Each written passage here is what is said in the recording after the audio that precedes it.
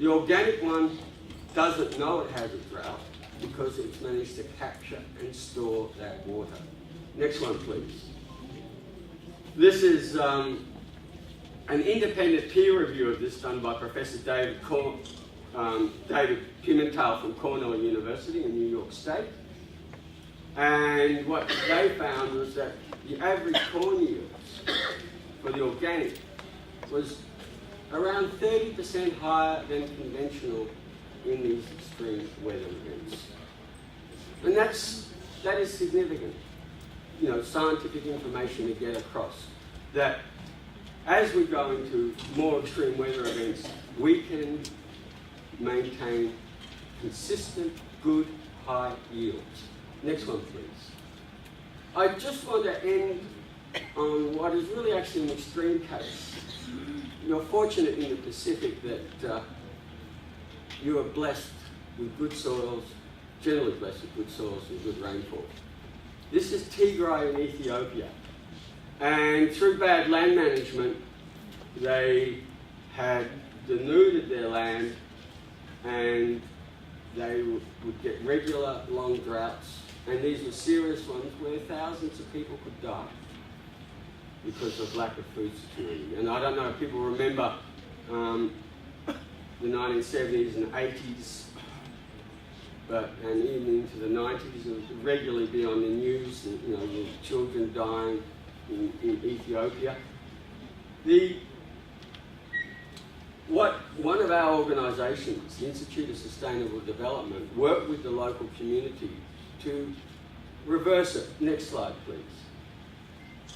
The first thing that they did was work at a community level, not just at a farm or field level, but work, people and farmers come in communities.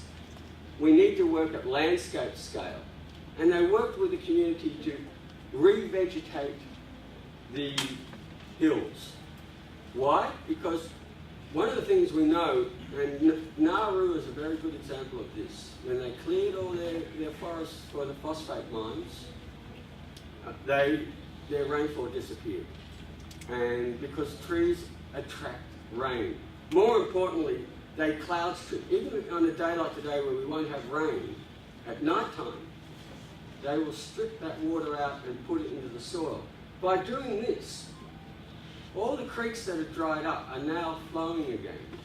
They've got water, groundwater.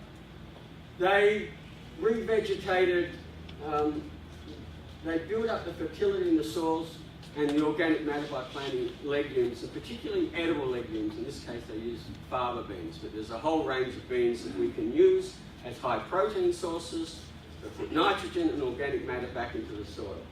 They started to fix up erosion gullies by ponding them, which meant they could actually grow fish in them. Next one, please. Next one. Then all the field boundaries they planted with legume trees, what we call fertilizer trees, and long grasses as windbreaks, and also the other thing I haven't got time to talk about, but functional biodiversity. They actually become the homes for all the beneficial insects to control our pests. So you start putting this functional biodiversity in, we're not only improving the soil fertility, we are now putting in the controls we need for pests and diseases by designing these systems properly. Next one, please. What they could do then was sustainably harvest all the greenery, the biomass, and they actually built biogas digesters.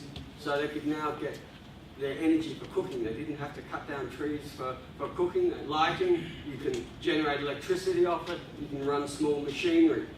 And it's easy technology. Anybody can build one on a farm.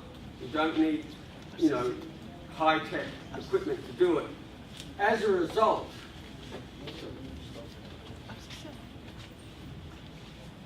the result. And by putting the slurry and composting the biogas slurry and putting it on the fields, they've ended up with more than 100% increase in yield on the traditional systems. The lower bar is the traditional system. The green is the composted system, and the other one is the chemical fertilizer. In this one, they didn't say to people you have to be organic. Farmers could choose. But the ones who used compost actually got higher yields. They didn't have to pay the expensive costs of chemical fertilizers so quickly. The other farmers worked out that compost was the cheapest and most effective way to get the high yields. This, I'd like to say, is a very good study. It's published by the United Nations Food and Agriculture Organization. And if you have a look at it, it's actually over 900 samples over 7 years. So you can have high confidence in the data. We have lots of examples of this now around the world, and particularly for smallholder farmers. The advantages of this system is they don't have to go into debt to buy fertilizers and pesticides. They can make these materials on farm through the local area, and it's taken a community where people previously used to die of hunger into relative prosperity. They're building nice houses now. The women, for instance, before were ashamed to go out because they didn't have decent clothes. They've got nice clothes. The children are going to school. They can afford medical care. They can afford transport. It revolutionizes one of the most marginalized groups on the planet and brought them into a prosperous lifestyle. And that's the same here in the Pacific.